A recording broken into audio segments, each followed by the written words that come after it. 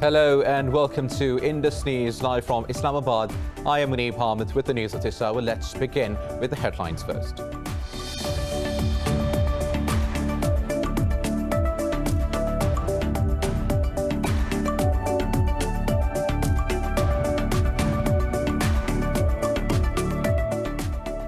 Pakistan and China have reaffirmed their resolve to jointly defend peace and stability in the region.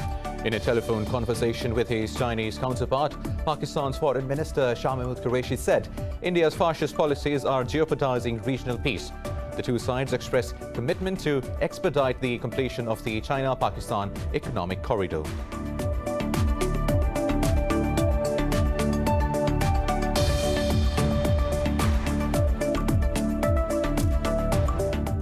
In Yemen, the Saudi-led coalition has reportedly carried out air raids in Sana'a hours after explosions struck the main airport in the city of Aden, killing at least 26 people. There were no immediate reports of casualties. The coalition has accused the Houthi movement of staging the attack on Aden's airport and a second one on Presidential Palace.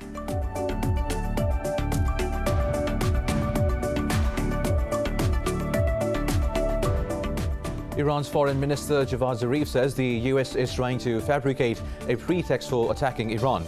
In a tweet, Zarif said Iran does not seek war, but it will defend its security and vital interests. This comes after the US flew strategic bombers over the Persian Gulf for the second time this month.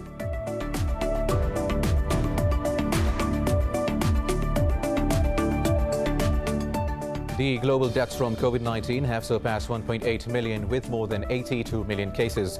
Meanwhile, the US has hit another daily record for deaths with nearly 4,000 fatalities overnight.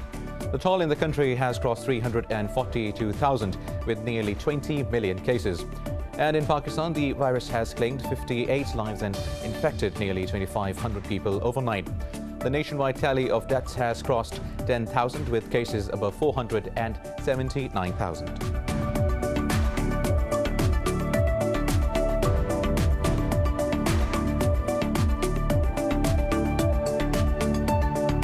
And in football, Atletico Madrid have ended a year atop La Liga after beating Getafe 1-0. Luis Suarez's first-half header won the game for Madrid. At 35 points, Atletico are 2 points clear of rivals and defending champions Real Madrid.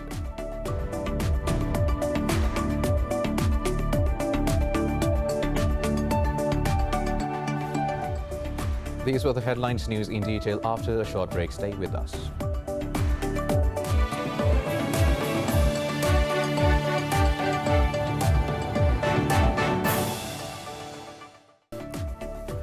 Welcome back. Now let's have the news in detail.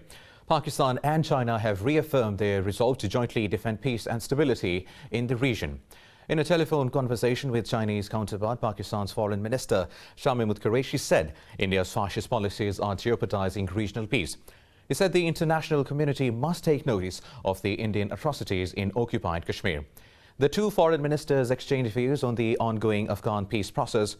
They also expressed commitment to expedite completion of the China-Pakistan economic corridor. The two sides also agreed to extend cooperation on measures to tackle the coronavirus pandemic. Pakistan has earlier announced to purchase 1.2 million COVID-19 vaccine doses from China's Sinopharm.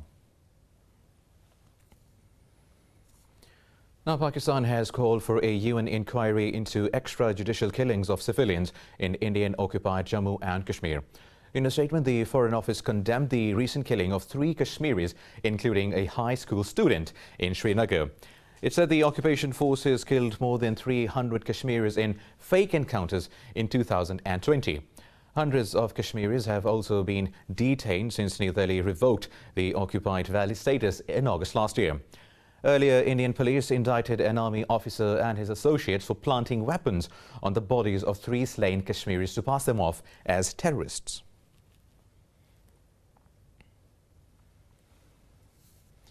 Now, in Pakistan, members of the Hindu community staged a protest in Islamabad to seek justice for the killing of 11 Pakistani Hindus in India's JODHPUR district in August. The chief of the Pakistan Hindu Council, Dr. Ramesh Kumar, called on India to share details of the case with Islamabad. The families of the victims have blamed India's ruling BJP and RAW for the brutal murder of Pakistani Hindus. Chanting slogans against India's Prime Minister Modi, the protesters say India's claim of being a secular state is baseless.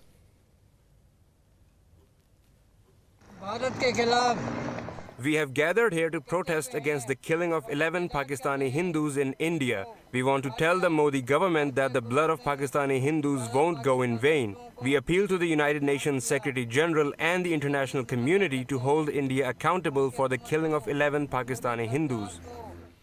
Now, in India, the state of Kerala has moved a resolution against the Modi government's contentious farm laws.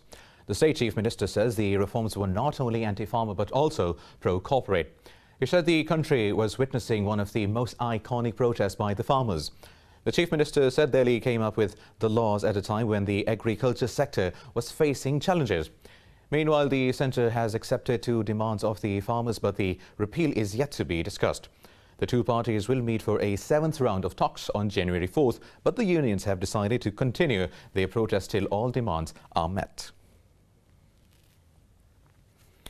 Moving to Afghanistan, where one civilian has been killed and 2 others wounded in a blast in the capital, Kabul.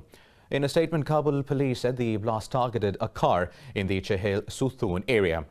Meanwhile, media reports claim the vehicle carried employees of the presidential palace, but the presidential office has not commented on the matter yet. No group has claimed responsibility for the blast. Kabul has been beset by a deadly wave of violence over the last few weeks, which threatens to derail the peace process. Moving on, in Yemen, the Saudi-led coalition has reportedly carried out air raids in Sana'a hours after explosions struck the main airport in the city of Aden, killing at least 26 people. There were no immediate reports of casualties. Houthi-run Masira television said planes hit at least 15 locations in different districts in the capital. The coalition has accused the Houthi movement, which it has been fighting for 6 years, of staging Wednesday's attack on Aden's airport and a second one on the presidential palace. The attack came soon after the arrival of a plane carrying Yemeni government officials from Saudi Arabia. Now, thousands, including many civilians, have been killed over the course of the war.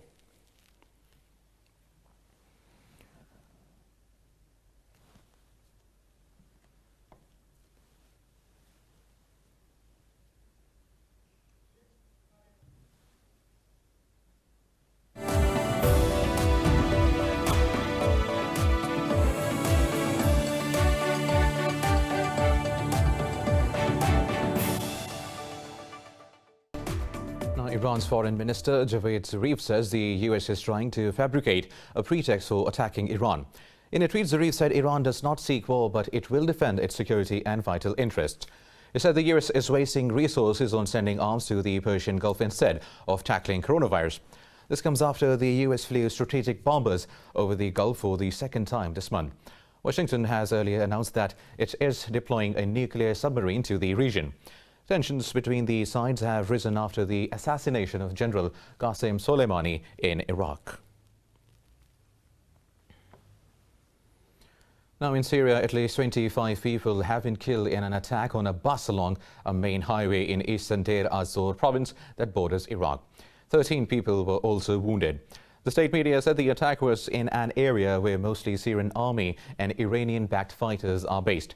A senior military defector said the vehicle was carrying soldiers and pro-government fighters who had finished their leave and were on their way back to their base.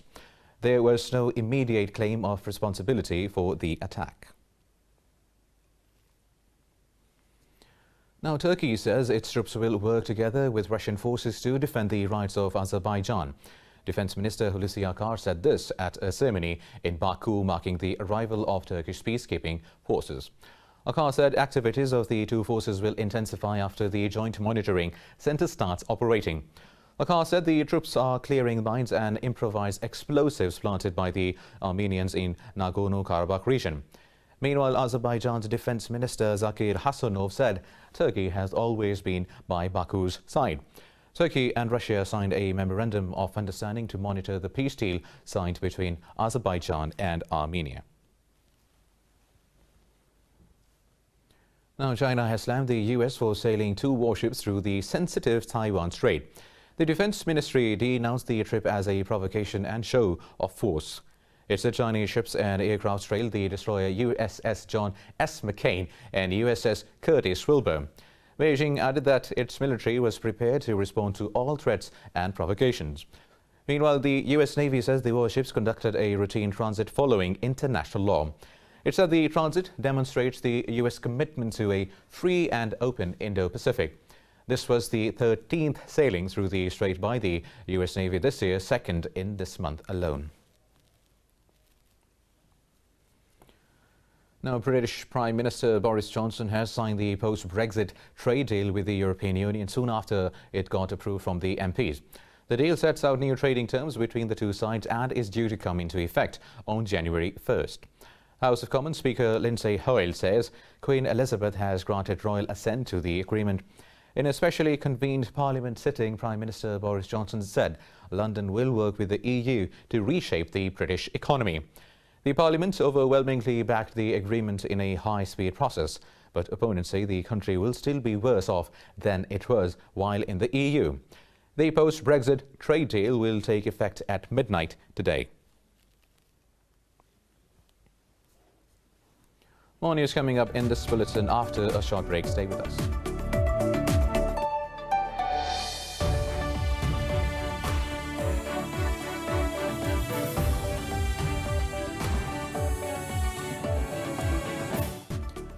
Welcome back. Now, the global deaths from COVID-19 have surpassed 1.8 million, with more than 82 million cases. Meanwhile, a highly infectious variant first discovered in Britain has now been detected in the United States state of California. The death toll in the US has crossed 342,000 with nearly 20 million cases. More on coronavirus in this report. The claims of achieving herd immunity against COVID-19 during the first wave of the pandemic have turned out to be botched, as even after a year, rarely a day goes by when one country or the other does not report its highest yet cases or deaths. Brazilian syringe and needle makers warn the country's vaccination program is at risk, as the government set auction prices too low and failed to draw bids for enough syringes. The U.S. has reported over 125,000 coronavirus-related hospitalizations, highest since the pandemic began. A nurse in California tested positive more than a week after receiving the Pfizer vaccine, but the company says the body needs more time to build up protection. The U.S. top infectious disease expert says the country may return to normal life by fall next year if states diligently vaccinate population. If we do the kind of vaccines through April, May, June, July, that by the time we get to the early fall, we will have enough good herd immunity to be able to really get back to some strong semblance of normality. Schools, theaters, sports events, restaurants. I believe if we do it correctly, we will be there by the early fall. Turkey has received its first batch of COVID-19 vaccines from China. Italy reported over 16,000 new cases after the premier ruled out mandatory vaccinations. An old home in Paris received first shot of the vaccine amid criticism of France's slow start to its vaccination campaign. As England extends its toughest restrictions, Prime Minister Boris Johnson says the government is forced to impose curbs because of the pace of the spread of new variant.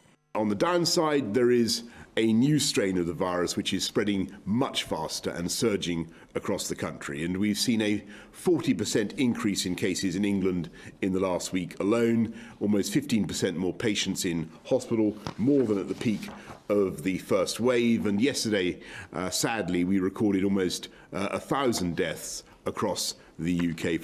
China has approved a vaccine developed by Sinopharm, while a conditional approval was given to the national biotech group. Meanwhile, Australia will ring in the new year with harsher restrictions as the country's two largest states battle to quash first clusters in their capital cities. Meanwhile, in Pakistan, 58 people have lost their lives to COVID-19 over the past 24 hours. This takes the country's death toll to 10,105. The Health Ministry reported over 2,400 new cases overnight. Officials say out of over 479,000 countrywide cases, more than 435,000 people have recovered. The National Command and Operations Centre says the number of active cases has crossed 34,000. The Punjab province accounts for most of the deaths with just over 4,000 lives lost, while Sindh has reported over 3,500 fatalities yet. The United Nations is closing its joint peacekeeping missions with the African Union in Darfur today. In a statement, the UN said the Sudanese government will now be responsible for the protection of civilians. The United Nations mission in Darfur said the patrols and other mandated tasks will take place for the last time. It said from 1st of January, the troops will focus on providing security for the mission's drawdown activities. The mission was deployed in Darfur in 2007 to end a bitter conflict that erupted in the western region in 2003 between government forces and rebel groups.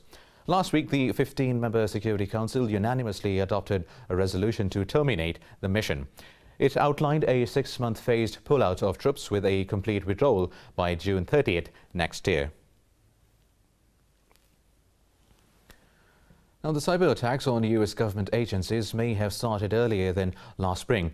Vice Chair of the Senate Intelligence Committee, Senator Mark Warner, revealed this in an interview.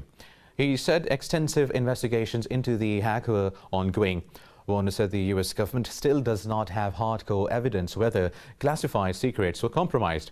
He said gaps in U.S. and international law made it difficult to track and crack down on large-scale hacks.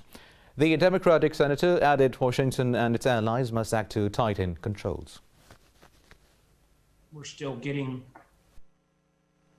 information from classified sources. I'm talking to people on the private sector side.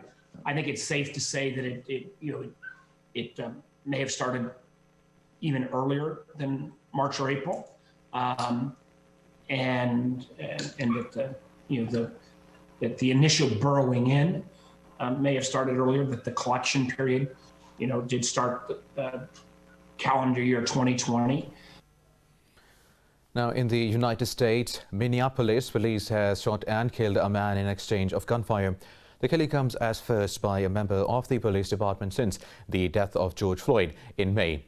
Minneapolis Police Chief Medaria Arradondo said officers were conducting a traffic stop involving a felony suspect. In a news conference, he said the subject involved in felony fired first at the officers, followed by an exchange of gunfire. He said the subject was pronounced dead at the scene while officers were unharmed. Protesters gathered near the shooting site as authorities urged them to avoid destructive behavior. We cannot allow for destructive criminal behavior. Our city has gone through too much. And so if, in fact, those demonstrations or protests should evolve into civil unrest, then I will make the decisions in terms of how we can try to peacefully resolve that. Also, in the U.S. state of Tennessee, investigators are determining if conspiracy theories motivated the Christmas Day bombing suspect. The reason why Anthony Quinn Warner detonated the bomb, killing himself, is still not known. The suspect reportedly expressed support for unfounded theories and would camp out to hunt aliens.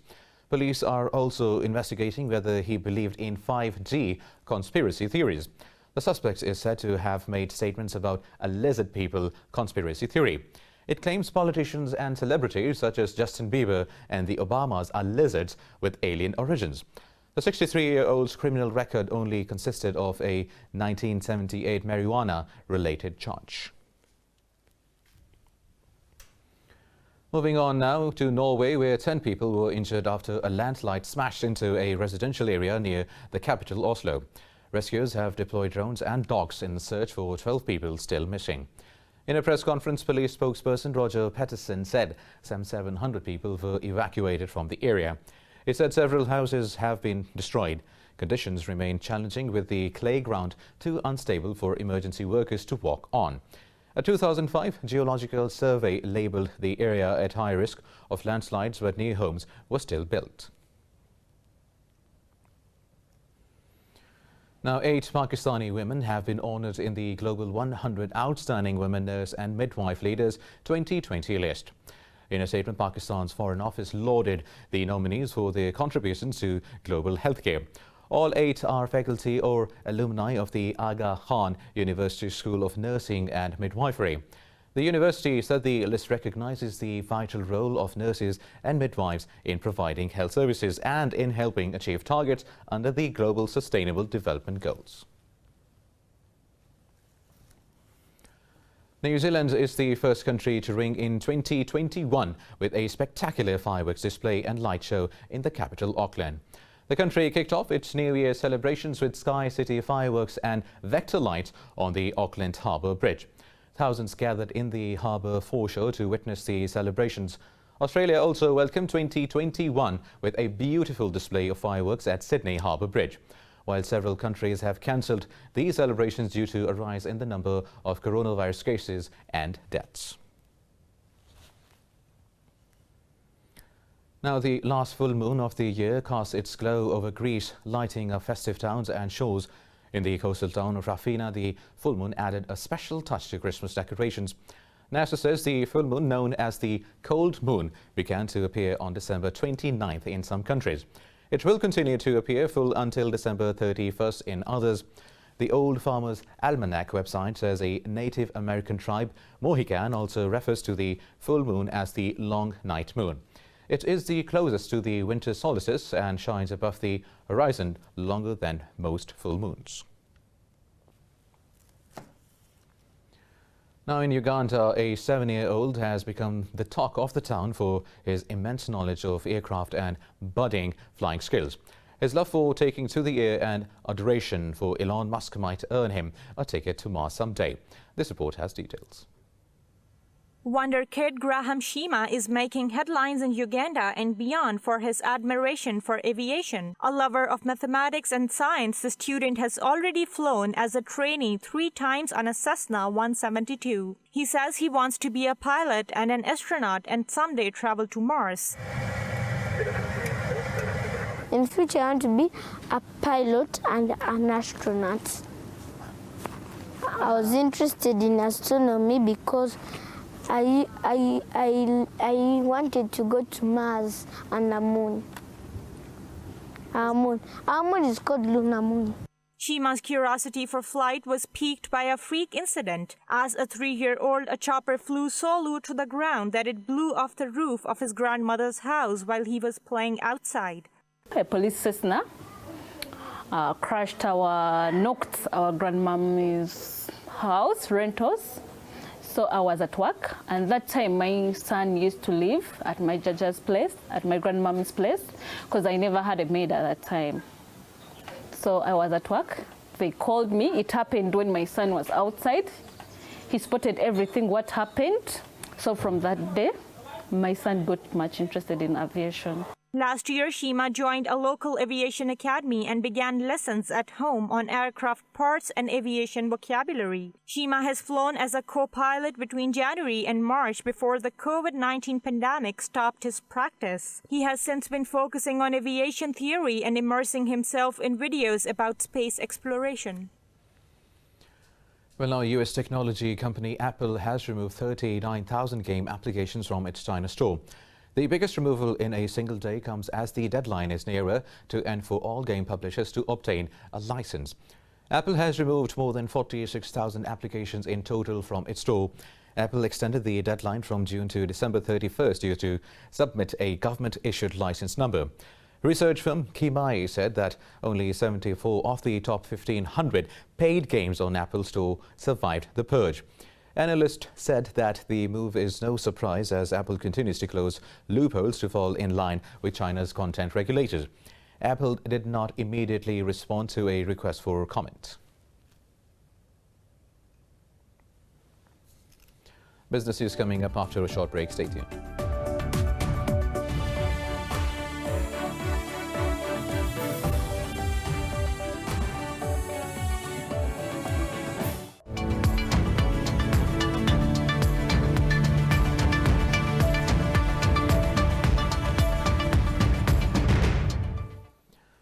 Now, China and the European Union have concluded talks on an investment agreement. The announcement was made during a meeting between Chinese President and EU leaders via video link. Chinese President Xi Jinping termed the agreement as balanced and mutually beneficial. He added the pact would greatly boost global economic recovery in the post-pandemic era. She also called on the EU to uphold free trade and provide a fair environment for Chinese investors. European leaders said the completion of the talks was a significant milestone in EU-China relations. They said both sides had the political will to strengthen dialogue and cooperation for mutual benefits. The two sides will now carry out legal review, translation and other technical work so the agreement can be signed as soon as possible. After inking, the agreements will take effect after both sides complete their respective internal approval procedures. The US says it will raise tariffs on European Union products, including aircraft components and German and French wines. This is the latest twist in a 16-year-old battle over aircraft subsidies between Washington and Brussels. The Office of the U.S. Trade Representative did not say when the tariffs will take effect in its statement.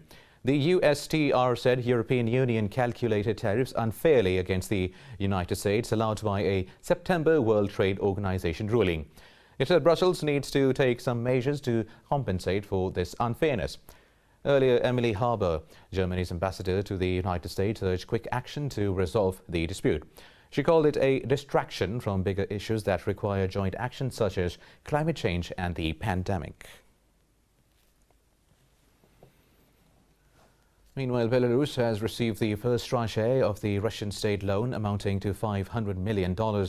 In a statement, the Ministry of Finance said the money has been transferred to its account. Earlier, Russian President Vladimir Putin granted a $1.5 billion loan to Belarus counterpart Alexander Lukashenko.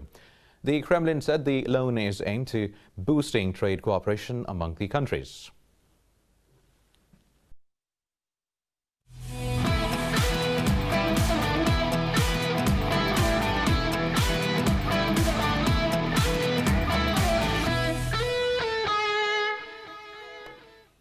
Now in football, Atletico Madrid have ended the year atop La Liga after beating Getafe 1-0.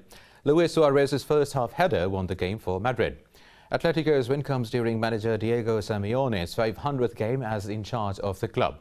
At 35 points, Atletico are 2 points clear of the rivals and defending champions Real Madrid. Meanwhile, in another fixture, Real Madrid put off a disappointing show as they drew Elche 1-1.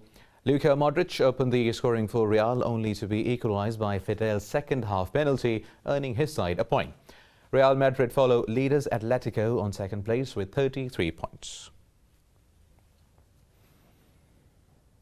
In the English Premier League, Fulham's away fixture at Tottenham Hotspur has been called off due to a COVID-19 outbreak at the West London club. In a statement, Spurs said Fulham have requested the delay on the grounds of several positive cases. The match is the third in the English top flight to be postponed due to COVID-19 cases. Newcastle United's trip to Aston Villa was also called off, along with Monday's match between Everton and Manchester City.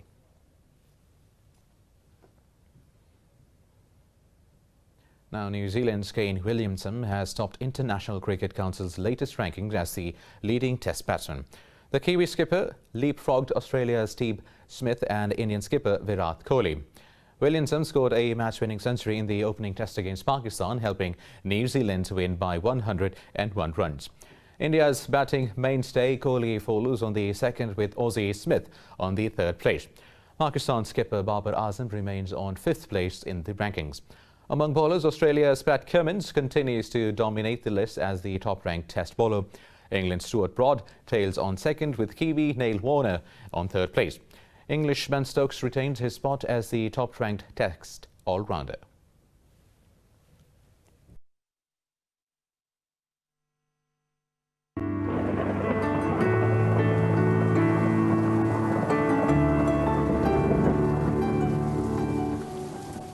And now let's have a look at the weather updates.